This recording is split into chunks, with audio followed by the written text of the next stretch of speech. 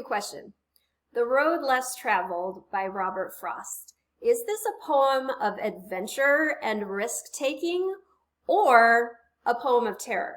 This video will help you to determine which one of those two it is. So I think that this poem is probably one of the most quoted poems when it comes time for graduation or milestone moments. And in America, with our cultural landscape being what it is and emphasizing the rugged individualist of nonconformity, of being unique, it's really no wonder that we tend to take that line at face value and use it as a buffer between ourselves and time and fate and chance. Of course, the road less traveled is the one that the narrator tells himself he took. It has the connotation of bravery and positive outcomes. It brings a sense of adventure and reward to one's life if we feel like we're not doing what is expected of us, that we're going beyond the status quo, that we're grabbing hold of life before life grabs hold of us, right? You see, individualism is sort of the American birthright. It is embedded in the fabric of our political and social philosophy. It also implies creativity, a pioneering spirit, forward thinking, and pride, things that everybody wants for their life. But I want to pause this for a moment. I want us to go ahead and reread this poem, and then we're going to talk about lines that hint at the fact that the poem and the narrator's journey isn't quite the rugged individualist success that the narrator claims it to be. So, two roads diverged in a yellow wood, and sorry I could not travel both. And being one traveler, long I stood, and looked down one as far as I could to where it bent in the undergrowth. And then took the other as just as fair, and having perhaps the better claim, because it was grassy and wanted wear. Though, as for that, the passing there had worn them really about the same. And both that morning equally lay, and leaves no step had trodden black. Oh, I kept the first for another day, yet knowing how way leads on to way, I doubted if I should ever come back. I shall be telling this with a sigh, somewhere ages and ages hence, two roads diverged in a wood, and I took the one less traveled by, and that has made all the difference. Are you seeing what I'm seeing? Are you hearing what I'm hearing? Let's recap.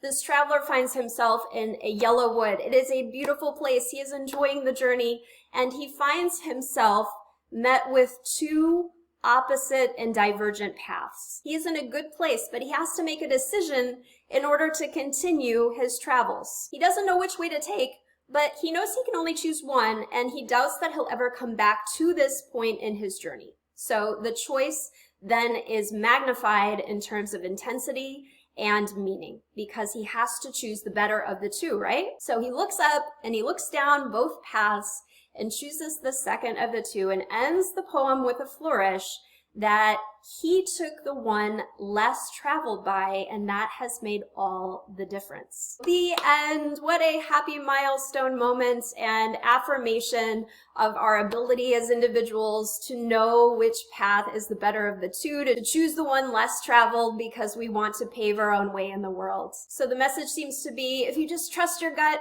and choose the path that seems to hold the most potential for adventure, the most potential for you to be your own unique self, paving the way where no one has gone before, you will be happy that you did. Find your own way. Don't rely on others. It's all about you and this one choice that you have to make at this fork in the road moment.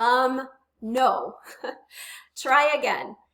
Those moments are important, right? Those fork in the road moments, but it's not as much about the choice as the journey. And I think that that's what Robert Frost is trying to say in his poem through this unreliable narrator. So first off, you'll notice that the second path is described as just as fair as the first path. Though it is grassy and untraveled, the passing there has worn them really about the same. Both paths that morning on the narrator's journey equally lay in leaves no step had trodden black.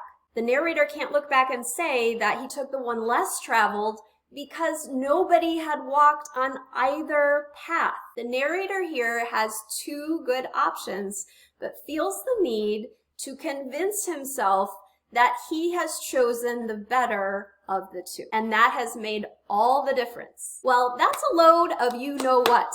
And I also think it's delusional, and I think that Robert Frost is hinting at something bigger here. We as humans, just like the narrator, like to convince ourselves that we have made the right decision, even though chances are the other path would have led us in an equally promising direction. It's also important to notice that the narrator is telling this with a sigh. This implies that he's full of regret, even though he says at the end of the poem that this has made all the difference.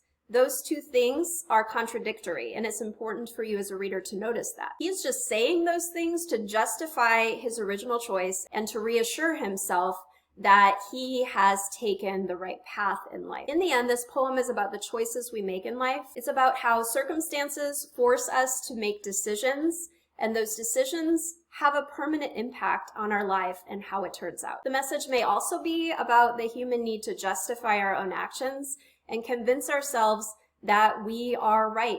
I think that it's important to take away that the destiny isn't just in the choosing of the path, but in the walking of it. It's in the traveling of the path. Any path that you choose, the joy is in the journey, right? It's not just like you choose the better of the two paths, you go forth, you be your own individualistic, awesome self, and life will just turn out peaches and roses. No, you have to be in the moment. You have to live in the moment. You have to walk that path. You have to travel it. You have to make the most of your life. It's in the small things along the way. It's in how we interact with others. It's about how we build our lives, the snowball effect. It's not about the fork in the road choices in those big moments. It's about all the small things, all the small decisions, compound interest, what we make of the path we do choose, and not looking back with regret and questions of what if. This makes me think of quantum mechanics and string theory and parallel universes. We could drive ourselves mad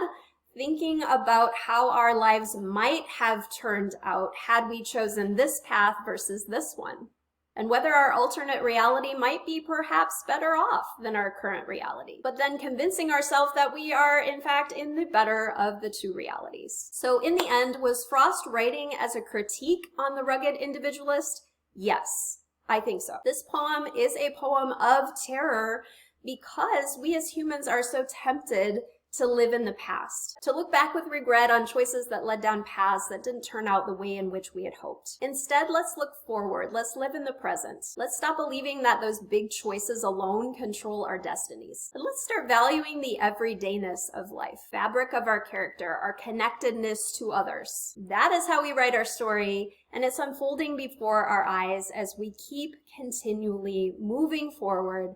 That is what makes all the difference. Thank you so much for watching. I hope that you enjoyed this video, and if you did, go ahead and do me a favor and hit the subscribe button so that I can see you in the next one.